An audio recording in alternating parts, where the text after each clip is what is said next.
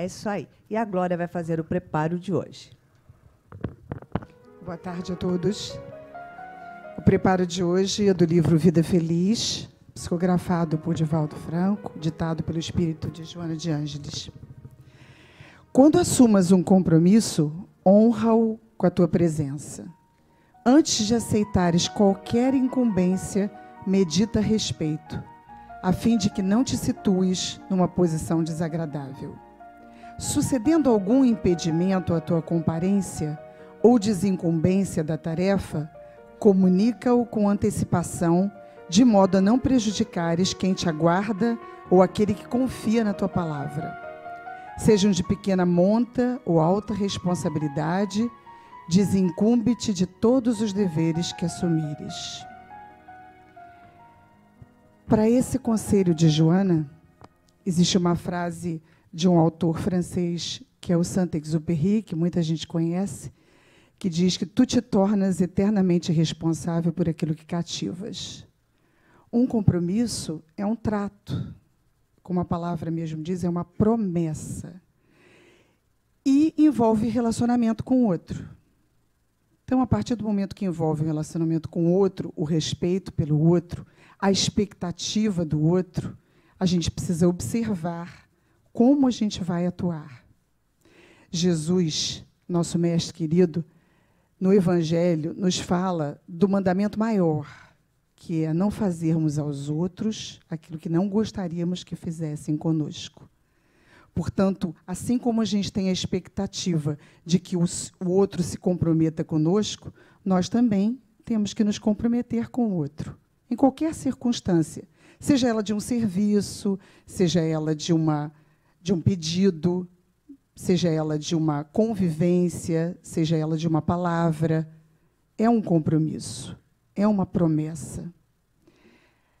Através dessa proposta de Jesus, a gente precisa ressignificar a nossa vida, o que não é uma coisa fácil, não é? A gente tem sempre que estar atento e fazer um exercício de ressignificar, para que esse compromisso seja cumprido com amor, com fidelidade, né, com retidão, com segurança, né? Que nós possamos, então, assumir esse compromisso, depois que despertarmos a nossa consciência, e com muito amor a gente possa assumir essa responsabilidade que Jesus colocou no seu único conselho: amar ao próximo como a nós mesmos. Boa palestra a todos.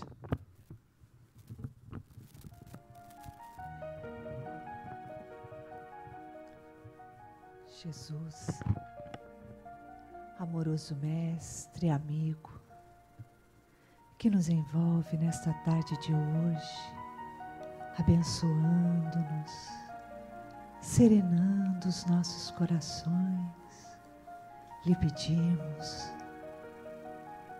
para que nos envolva também na sua paz, Senhor.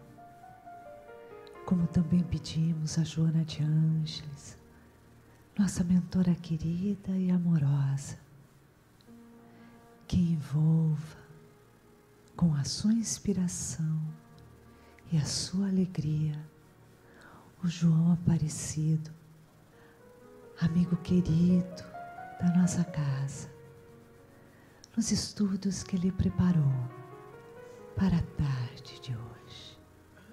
Graças a Deus.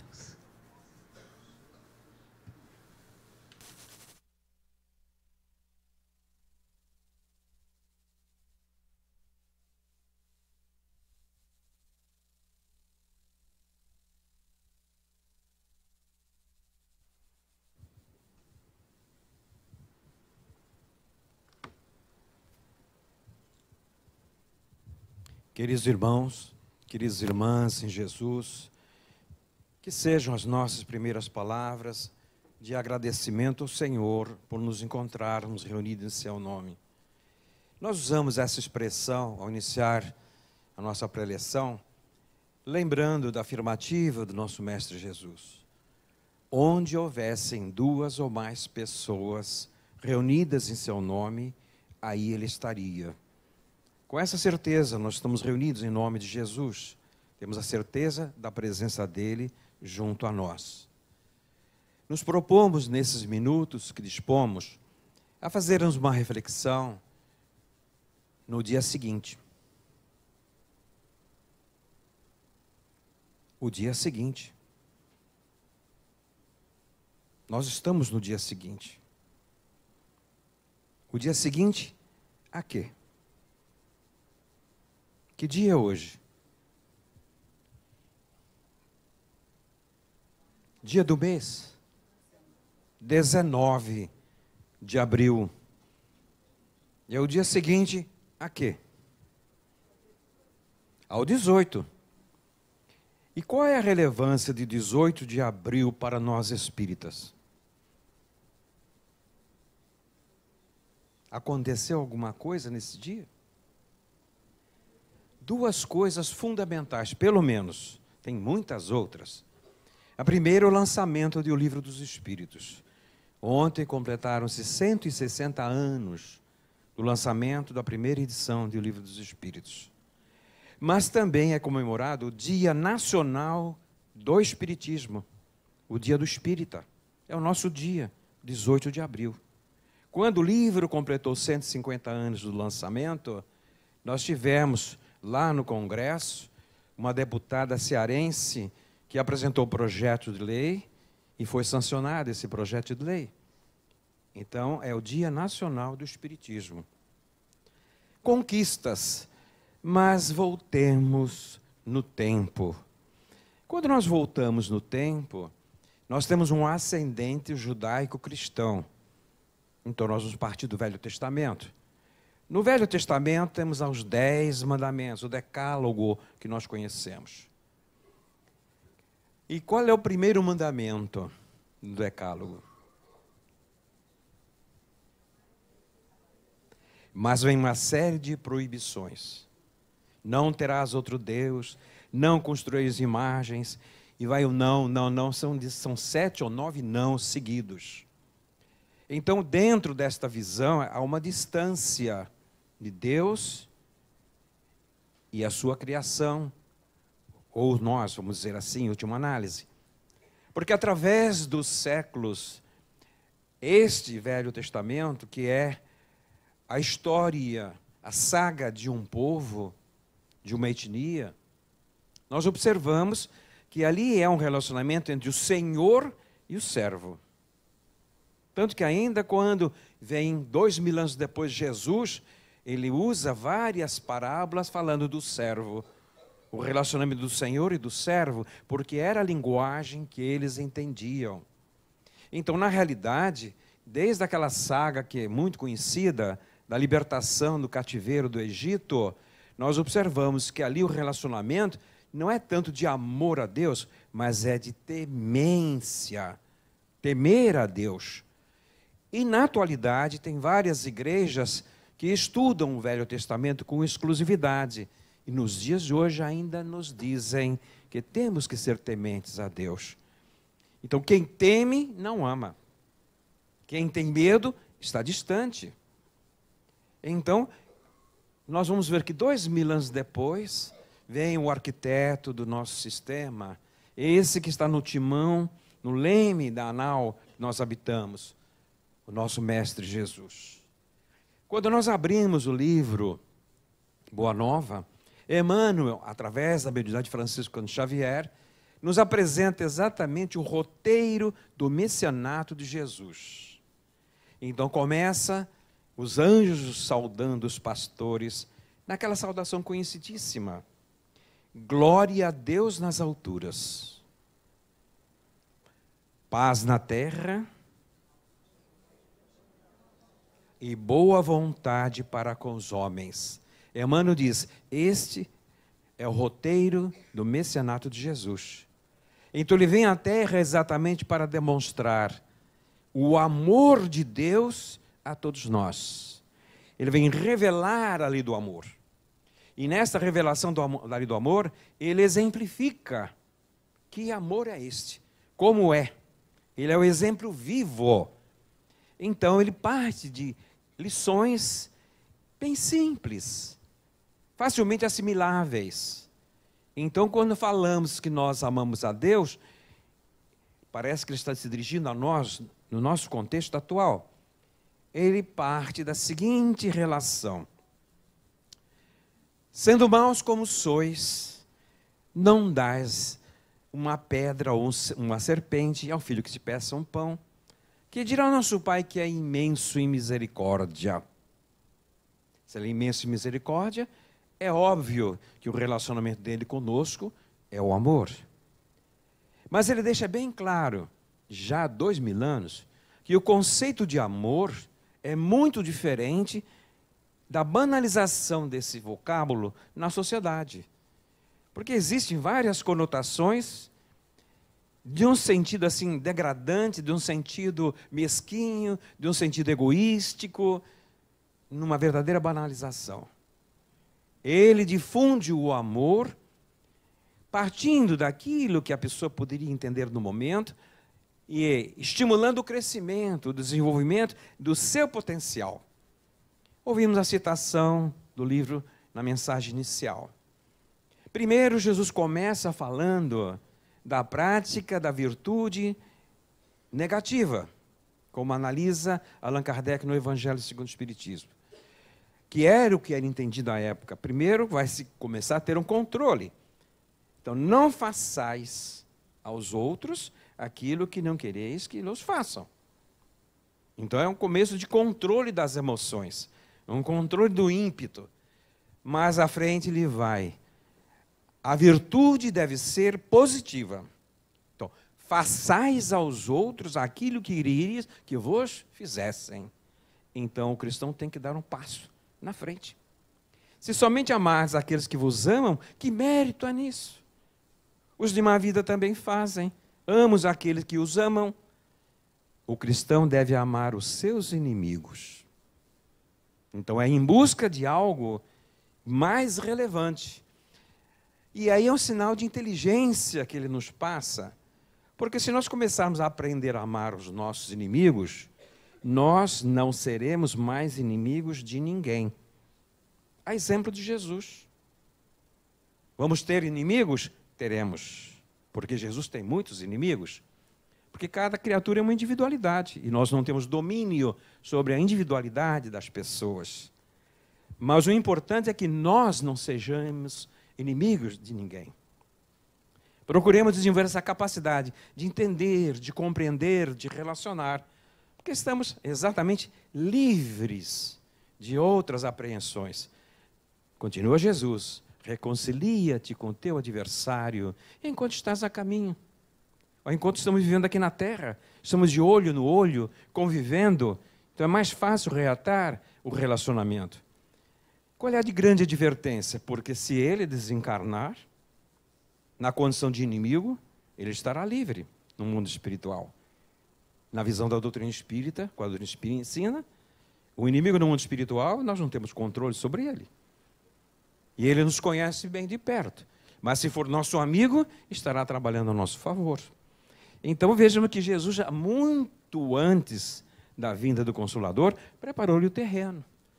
Mas ele pôde ir até onde, com a capacidade que ele possuía de avaliar, o entendimento sem o deslumbramento. Por quê? Se fosse além de onde ele chegou, poderia deslumbrar, mas não seria assimilado. Então ele deu as noções de desenvolver a compreensão, o entendimento de que Deus é nosso Pai. A partir de Jesus, uma nova concepção existencial de Deus. Não é mais o Senhor distante, que dá prêmio, que castiga, parcimonioso, tem a raça escolhida, mas não. Ele é um Pai de toda a humanidade e nos ama de igual maneira. Não existe nenhum ser privilegiado perante Deus. Porque se houvesse um privilégio, ele seria parcimonioso. Dentro das virtudes, dos atributos da divindade em graus infinitos, existe a igualdade, porque esse é o princípio da justiça. Então, ele é infinitamente bom, infinitamente amoroso e infinitamente justo. Na visão humana, nós costumamos confundir ser bom com ser bonzinho. O bonzinho é aquele relacionamento diferenciado. Mateus, primeiro os meus. Ou seja, aqueles que me amam, que me tratam bem, eu trato bem. Quem não me trata bem, eu não trato bem. Então, é um relacionamento limitado. Quando ele vem exemplificar o amor, ele vai exatamente se dirigir, em primeiro lugar, àqueles que são os deserdados, aqueles considerados os párias da sociedade, os mais necessitados, os mais carentes. Por quê? Ele não está vendo a condição socioeconômica. O que é que ele está vendo? Que, embora haja aquela situação precária de dor, sofrimento, aflição, naquele corpo existe uma alma imortal, como todas as outras. É aquela pérola que está incrustada naquele corpo que está interessando a ele. Não o corpo. O corpo se desintegra. Aquelas condições são transitórias, mas a alma é imortal. Então ele vai em busca de revelar exatamente a verdadeira visão desse amor. E vai até onde é possível, de uma certa forma, desenvolver a nossa responsabilidade. Porque quando não coloca mais naquele patamar de um Deus rigoroso, como é no Velho Testamento, dá a impressão, então Deus agora com um imenso amor, a coisa ficou assim, alavante, né? Cada um pode fazer o que quiser. Mas dele vai exatamente na medida certa. A semeadura é livre, mas a colheita é obrigatória. Então ele nos instrui, em primeiro plano, a conquista que nós conseguimos não é uma dádiva de Deus, mas um processo evolutivo. Nesse processo evolutivo, adquirimos o quê? O livre-arbítrio. Quando é que desenvolve o livre-arbítrio? Lá, questão 122 do Livro dos Espíritos. Quando o ser adquire a consciência da sua própria existência. Por uma longa jornada evolutiva, quando adquire a consciência, consequentemente também desenvolve, surge o livre-arbítrio. A liberdade de escolha. Mas nessa liberdade tem, em contrapartida, a responsabilidade. Ele diz, a semeadura é livre, a colheita é obrigatória. E não saireis daqui enquanto não houverdes acertado o último ceitil. O último iota, com outras traduções. Então vejamos que nisso está nos levando a notícia da imortalidade da alma. Porque enquanto estivermos necessitados das experiências nos mundos físicos, nós continuaremos a reencarnar. Então ele vem com esse duplo ângulo no mecenato dele, revelar e exemplificar a lei do amor. E o outro trazer a notícia e demonstrar a imortalidade da alma. Então, em relação ao amor, estão ali os exemplos narrados em o Novo Testamento. Como nós acabamos de passar, agora recentemente, num acontecimento, uma ocorrência comemorada desde o Velho Testamento, transita para o Novo Testamento, e de uma certa forma a sociedade tomou outras características, outras conotações. Nos referimos à Páscoa. Então, para o povo judeu, tem o aspecto histórico desde o Antigo Egito, o dia da libertação. Quando transita com Jesus, ele não pôde comemorar esta ceia com seus discípulos, porque ele antecipou para a quinta, porque na sexta ele foi crucificado. E no domingo que eles comemoram a Páscoa, então é chamada a Páscoa da ressurreição. Na ótica dele, Jesus, ele não ressuscitou. Concordamos com isso? Eu não vim derrogar as leis, mas dar-lhe cumprimento. Um corpo que morreu não volta mais à vida. Mas ele ressurge. O ressurgimento dele se faz, no dizer de Paulo, em corpo espiritual. E as narrativas levam a concluir exatamente que aqueles que foram tendo contato com ele não o reconheciam de pronto. O corpo dele tinha mudanças, tinham características diferentes. Maria de Madalena não o reconhece de pronto. Por que choras, mulher? Porque levaram o meu Rabone. O corpo não estava mais ali. Dialogando com ele, não estava reconhecendo. Levou algum tempo. A caminho de Emaús, 2 discípulos estão conversando e novamente se encontra com ele. E aí ele pergunta sobre o que eles conversavam. Ele assim, de que planeta tu és? Porque não sabes que em Israel só não fala de outra coisa? sobre o retorno do nosso mestre e vai caminhando até Emaús. Adentro o recinto, eles convidam ele para ceiar, e durante a ceia ele vai partindo pão, e os dois então, mas é o mestre. Então estas passagens levam à conclusão de quê? Que alguma característica diferente tinha neste corpo. O corpo espiritual. E ele vem exatamente comprovar o quê? O coroamento do seu messianato na face da terra. Ou seja, enquanto naquela época a humanidade só via a horizontalidade da vida material, através dos seus ensinamentos e do seu exemplo, ele vem convocar-nos para começarmos a verticalização. Começarmos a nos conscientizarmos de que nós não somos só apenas corpos materiais, corpos perecíveis, dentro desse ascendente biológico exclusivamente. Nós habitamos o corpo. Somos um morador temporário. E enquanto houver necessidade das experiências nos mundos físicos. Então ele vem exatamente para esse despertamento. Mas não podia dar mais além daquilo que poderia ser suportado. E quando ele se despede dos seus discípulos, ele diz: eu vou para o meu Pai, mas não vos deixarei órfãos. Se me amardes e guardardes os meus ensinos, era essencial que continuasse a base do ministério que ele veio realmente realizar. Eu rogarei ao Pai, e ele vos enviará um outro Consolador, o Espírito de verdade, que repetirá o que vos tenho dito, e vos falará de muito mais que por hora não podeis suportar, e ficará convosco por todos os tempos. Eis que o tempo passa. Haveria que, mais tarde, a humanidade despertar a capacidade de raciocinar, refletir, questionar. Então, quando chega nesse patamar em que parece que a dor acicata com tamanha intensidade a tal ponto que é de uma forma generalizada as perguntas: por que tanto sofrimento? Por que tanta injustiça? Por que tanto, por que tanto, por que tanto? Quem pergunta quer respostas. E as doutrinas espiritualistas do passado cumpriram a sua função, mas não atende o presente e o futuro. É nesse momento que Jesus antenado é o momento, o terreno está roteado para a vinda do Consolador. E eis que então, historicamente, está à nossa disposição essas pesquisas, a começar do livro Obras Póstumas, e depois nós vamos pegar cartas e crônicas, através da mediunidade de Francisco Cândido Xavier, a mensagem Kardec e Napoleão.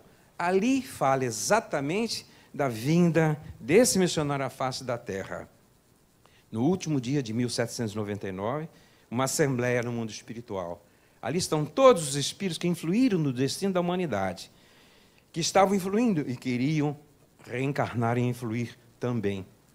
E no dia 13 de outubro de 1804, esse que vem à frente dessa comunidade espiritual, identificado na Assembleia como um espírito de uma estirpe maior, renasce e recebe o nome de batismo Hipólito Leão de Nizar Rivaio. Durante 50 anos, esse missionário leva a vida comum, desenvolve a sua capacidade intelectiva, transforma num pedagogo, num educador por excelência, e também um cientista, mas sempre sensível às questões humanas. Exemplo, enquanto estudava no Instituto de Verdun, na Suíça, 9 anos de idade, ele questionava os seus professores, que eram do ascendente, tanto evangélico como católicos, e perguntava: o seu Cristo é o mesmo do seu Cristo? É o mesmo Cristo que vocês amam? E a resposta é o mesmo Cristo. E como é que vocês não se entendem? Aos 9 anos de idade, demonstrando que a ascendência dessa criança e a indicação que quando ele recebe a orientação da missão dele, pergunta: qual foi o pensamento predominante na sua vida? Ele recebe a revelação que foram sacerdotes no passado, druida, e o nome for Allan Kardec. E então começa a revelação da sua missão, em Obras Póstumas, lá está o Espírito de Verdade, confirmando. E nesta ocasião que confirma a missão dele, diz a ele: pensas que bastaria escrever 1 livro, 2 livros, 10 livros, e ficar no conforto do seu lar? E como espíritas, se nós perguntarmos de modo geral, você sabe quem é Allan Kardec? A resposta nós temos na ponta da língua, o codificador da doutrina espírita. Ótimo. Mas o que quer dizer o codificador? Ele foi que lançou as obras básicas da codificação. Excelente. Mas, segundo a revelação do Espírito de Verdade, esta missão consiste em abalar e transformar o mundo inteiro. E isso exigirá de ti a renúncia do teu tempo, da tua saúde e da tua própria vida. Sem isto, viverias muito mais tempo na Terra. E vejamos, será que nós teríamos essa predisposição de renunciar à nossa vida na Terra e encurtar a existência na face da Terra por amor aos nossos semelhantes? E ele responde: aceito tudo sem a mínima restrição. Estava com 50 anos de idade. 1854. Ele renasceu 13 de outubro de 1804. Vai desencarnar quando? 31 de março de 1869. Na plenitude da sua energia, encurtou a existência física. Mas vejam bem, é como dizia Emmanuel para Francisco de Xavier: a vela ilumina, mas se queima, se desgasta. Deixou-nos esse legado, que lembramos hoje, 160 anos atrás, o lançamento do Livro dos Espíritos. E vieram os outros livros desdobrando o Livro dos Espíritos. Esse legado, para chegar até as nossas mãos, não foi assim gratuitamente. Vários embates, várias nuances. Uma delas, o continuador da obra de Allan Kardec, tanto no lançamento das obras, quanto também da condução da sociedade que ele fundara, a Sociedade Espírita de Paris. Vamos identificar ali quem? Lay-Marie, que ficou como editor também. E graças a Lay-Marie é que hoje nós temos à nossa disposição o livro Obras Póstumas. Não foi Allan Kardec que lançou, é póstuma. E foi lançado 20 anos depois da sua desencarnação. A sua viúva estava preparando a mudança. E Lay-Marie estava auxiliando ela a reunir os seus pertences. E depara com um pacote de anotações de Hipólito e Leão de Nizar Rivaio. Anotações particulares. Nós vimos assim, o diário de Allan Kardec. Essas anotações, quando ele examina o conteúdo, diz: Dona Gabi, isso precisa ser publicado. Os espíritos precisam tomar conhecimento, isso é um patrimônio fantástico. Ela autoriza, então é lançado o livro Obras Póstumas. Obra pouquíssimo conhecida no movimento espírita.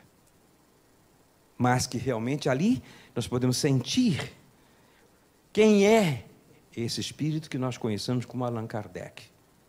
A dedicação dele, o cuidado, o planejamento, está tudo isso expresso em Obras Póstumas. Lay-Marie, que foi o continuador, segundo alguns tradutores do livro Processo dos Espíritas, que na realidade é o processo de julgamento de Lay-Marie. E esse tradutor diz assim: poderia ser considerado como o primeiro mártir do Espiritismo se ainda tivesse a Inquisição. Porque ainda continua aquela história de querer perseguir o Espiritismo, o clero, naquela época. Mas já não existia mais a Inquisição. Então, ele foi o bode expiatório para tentar atingir a doutrina e o movimento que se expandia. Cuidados. Aquela época, Lay-Marie contava com uma dificuldade grande, como Allan Kardec contava também, mas não tinha realmente aquela envergadura característica do codificador. Allan Kardec bancava tudo que era produzido com as suas próprias economias. Lay-Marie tinha dificuldade. Então, para manter a revista espírita, a Sociedade Espírita de Paris, então ele usou de um outro artifício. Naquele momento era a coqueluche do momento, as fotografias dos espíritos, junto do médium. E essas fotos eram importadas dos Estados Unidos, porque nos Estados Unidos isso proliferava realmente sim com uma facilidade imensa. E Lay-Marie importa, mas para a revenda em Paris, na França, ficava relativamente caro. Então ele pensou em reproduzir essas fotos na França. Melhor do que isso, de repente surgiu um fotógrafo em Paris produzindo essas fotos. Então, se vai ser produzido em Paris, vai ser muito mais econômica, mais acessível. E ele declara nesse livro, O Processo do Espírito, que ele não conhecia, não tinha instruções para analisar a autenticidade dessas fotos. Ele reúne uma comissão. Aí o bom senso está funcionando. Então, pessoas gabaritadas analisam e comprovam fotos autênticas. Então, ele passa a adquirir as fotos desse fotógrafo e distribuir para os leitores da Revista Espírita. E aí, conseguindo recursos para manter a Revista Espírita. Então, veja que o problema de dinheiro no movimento espírita não é de agora. Não é? Então, é exatamente para termos essa possibilidade de abrir o bolso, de fazer um pouquinho de renúncia, um pouco de boa vontade, desde o surgimento, a começar pelo codificador. Ele abriu abriu o bolso dele, as economias dele, para poder realmente implantar a doutrina espírita. E continua, prossegue. A seara é imensa, e continuam sendo poucos trabalhadores. Mas vamos lá, isso é mérito de quem pode pegar na charrua na primeira hora. Então, e vai então procedendo essa reprodução das fotografias e trazendo os recursos para a revista. Porém, em dado momento, aí vem aquele bom senso do codificador. Quando ele estuda no livro dos médiuns sobre fraudes, ele alerta, porque as manifestações dos espíritos são fraudes, os médiuns são fraudulentos. O que ele orienta? Qual é o primeiro móvel de uma fraude? Ele pergunta, é o interesse financeiro, ou prestígio. A pessoa quer se projetar. Então, esse interesse de se projetar, ou interesse financeiro, algum interesse secundário, motiva a pessoa a encenar aquilo que não é uma realidade. Muito bem, ele, Lemarie, era espírita, bem intencionado, responsável, teve o cuidado de, naquela época, contratar uma comissão para analisar, etc. Mas o seu fotógrafo não era espírita, era um profissional. E os espíritos, acho que cansaram de servi-lo e resolveram não mais atender. Mas, como ele tinha o contrato de fornecer as fotografias, produziu. E era o que era suficiente. Foi surpreendida essa fraude, e quem era o responsável? Lemarie, e daí surgiu o processo dos espíritas. Ele ficou preso por 1 ano, aí teve que pagar uma certa importância para ser liberado também, e o tradutor da revista relata isso como sendo, talvez poderia ser contra o primeiro mártir do espiritismo. Na nossa visão, se a gente pode usar essa expressão, né, Iraci? O primeiro mártir foi Allan Kardec. Não resta a menor dúvida. Renunciou à própria vida em favor da divulgação. Mas cada um tem a liberdade de emitir as suas considerações. Lemarie, responsável pela edição das revistas depois da desencarnação de Allan Kardec. Ali vem outro aspecto. Surge Madame Blavatsky, a fundadora da Teosofia. E aí, então, ele fica realmente apaixonado por todas aquelas teorias da Teosofia. E passa a publicar na Revista Espírita, dando ao apoio quase que integral a Madame Blavatsky.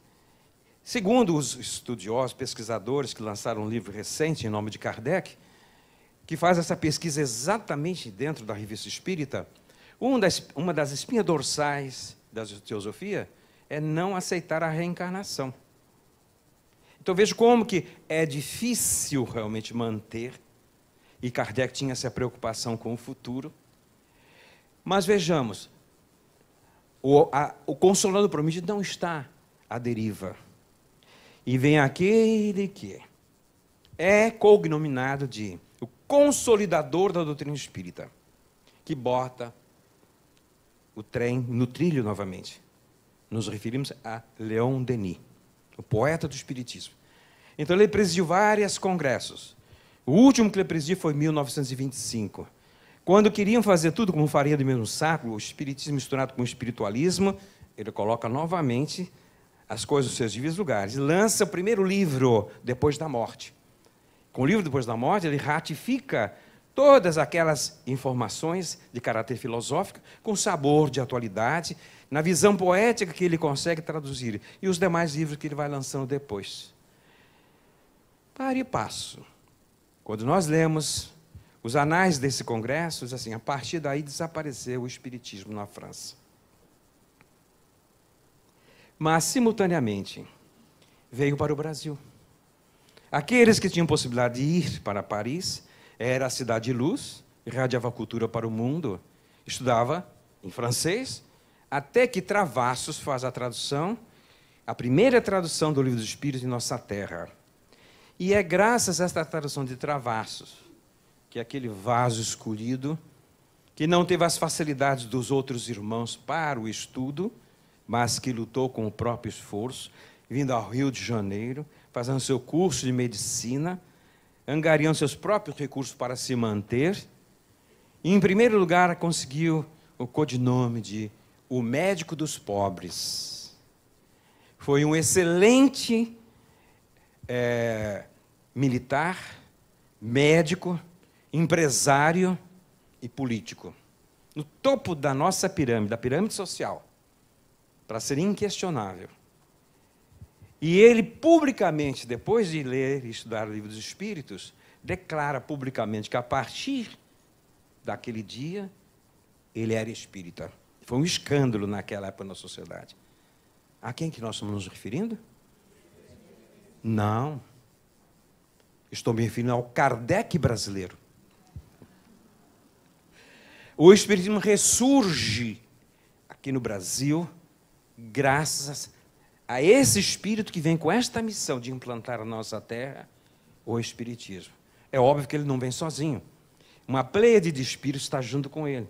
E vamos tendo esses ícones do movimento espírita em nossa terra. Eurípides Barçanufo, Anália Franco, Caibar Chútil. Então nós ficarmos aqui até o anoitecer dizendo os nomes dessa pleiade de espíritos que cada um foi implantando o movimento espírita em nossa terra por dedicação, devotamento, renúncia. Então não foi um trabalho de um só. Mas alguém tinha que estar à frente. E hoje nós temos em a prática mediúnica tranquila. Mas a época do Dr. Bezerra de Menezes era crime. E estão nos anais do Espiritismo que os médiuns volta e meia eram convocados a ir para a delegacia. Para isso existe um registro de presença que hoje serve como estatística. A época era exigência policial. Só podia se reunir se tivesse o registro. Na batida, pega o registro e convoca todo mundo para a delegacia. Então, ele, Dr. Bezerra de Menezes, instando com o poder da época, consegue descriminalizar a prática mediúnica. E é a primeira bandeira de acender a nossa autonomia na sociedade. E o movimento vai crescendo, com todos os preconceitos que nós conhecemos. Quem tem cabelos grisalhos lembra mais. Os mais jovens não sabem o que era ser espírita há algumas décadas atrás. Perseguido, estigmatizado, realmente era sinônimo de outras coisas que não tem nada a ver com o espiritismo. Então, hoje que nós observamos que os nossos irmãos das crenças do ascendente afro sofrem em relação a outras religiões, o espiritismo também sofria da mesma forma. Quando foi que nós realmente conquistamos a nossa cidadela? Todos nós sabemos. Quando outro espírito de escola vivia numa vida simples, sendo considerado ainda à época como semi-analfabeto, mas dando um exemplo de humildade, tem a coragem de encarar a mídia. Emmanuel pergunta, você tem coragem de ir? E por que não? Eu vou contigo. Emmanuel, então eu vou contigo. 2 pingafogos, que é um acervo extraordinário para nós, não podemos deixar cair no esquecimento isto. Então, sabatinado para aqueles que eram expoentes da cultura da época, e o programa é um sucesso e avança no horário adentro, tudo e qualquer pergunta que queriam fazer, faziam com tranquilidade. Então, a partir daquele momento, a sociedade brasileira e para o mundo passaram a conhecer o que é o espiritismo e o que é ser espírita. Então, trouxe uma consequência muito grande para nós. Porque até então havia o preconceito. A partir deste momento, quando encontravam a Iraci caminhando pelas praias de Copacabana, e de repente alguém fala assim, moça, a senhora pode me dar um trocado? Eu não tenho trocado nenhum. Aí eu falei assim, mas você não é espírita? Hoje diríamos isso. Então, quando nós perdemos o controle das nossas emoções, aí você, mas eu não sou, também não tenho sangue de barata. Né? Existem várias justificativas. Mas acontece o seguinte, eu não sou espírita perfeito, mas o que? A sociedade tem referências. E a maior referência é Francisco Cândido Xavier, em nossa terra. Então, e aí vem a divulgação de todos os outros vanguardeiros do movimento espírita. Essa pleiade de espíritos, que por acesso à comunicação dos livros, e hoje facilitado mais ainda pelo livro eletrônico, a sociedade paulatinamente, progressivamente, foi conhecendo a doutrina, conhecendo os seus efeitos, conhecendo o movimento espírita, que era totalmente discreto, sem alarde nenhum. E escandalizados ficaram em ver que era a menor comunidade religiosa, mas que tinha um trabalho assistencial maior do que todas as outras denominações, e não tinha alarde nenhum. Seguindo o exemplo do Evangelho, dar uma mão sem que a outra saiba. A bandeira fora da caridade não há salvação. A caridade não alardeia. Ela vai em busca das necessidades daquele que tem a carência, sem deixá-lo exposto. Então, não pesa quem recebe. São 160 anos deste livro, o Livro dos Espíritos, a espinha dorsal da doutrina espírita. Mas tem agora uma consequência desse legado que nós recebemos. A responsabilidade que cabe a nós. Por quê? Hoje caiu no agrado da imprensa. A literatura espírita vende bem. Tanto que outras editoras, que têm interesse comercial, se interessaram em fazer tradução desses livros, e elas estão dispostas. Mas se nós não estivermos atentos e não conhecermos a nossa doutrina, não teremos o senso crítico de analisar o que estão fazendo com a nossa doutrina. Então, com esse volume de exemplares lançados, inúmeras editoras, inúmeras edições, daqui a pouco a nossa doutrina estará irreconhecível para a nova geração. Então, nós temos que preservar os fundamentos da nossa doutrina. Não vamos ser assim xiitas, não é isso? Já que nós estamos com a libertação do mundo, nós temos certeza que é o melhor caminho para a nossa libertação, porque isso, estamos aqui. Mas se nós não preservarmos esses fundamentos, nós perderemos exatamente a referência que nos trouxe até aqui. Então, é perguntar o que é que nós estamos fazendo em preservação do legado que nós recebemos. Para nós já atendeu, mas não podemos ignorar que atrás virão outros tantos que necessitarão desses conhecimentos que já nos beneficiam.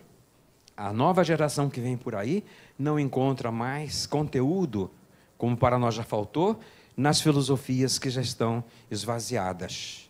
Mas vão encontrar o apanágio exatamente na doutrina que nós abraçamos. Os inimigos do passado estão dentro da literatura espírita, produzindo livros às mãos cheias, sem critério nenhum. Como dizia Jesus, deixai crescer o joio junto do trigo.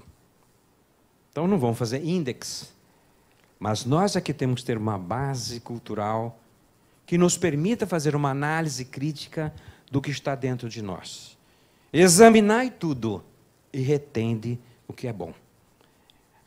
Não temos a dúvida nenhuma dúvida que Jesus está conosco, porque o Consolador, foi o que ele prometeu, está conosco. Mas ele também nos diz, a minha paz vos dou, a minha paz vos deixo. Não vou lá dou como o mundo a dar. Que essa paz emanada do nosso Mestre Jesus, que nos envolve nesse instante, continue em nossos corações e nos possibilite a tranquilidade de navegar neste mar revolto da atualidade, bafejados pelas benesses da terceira revelação. Muita paz.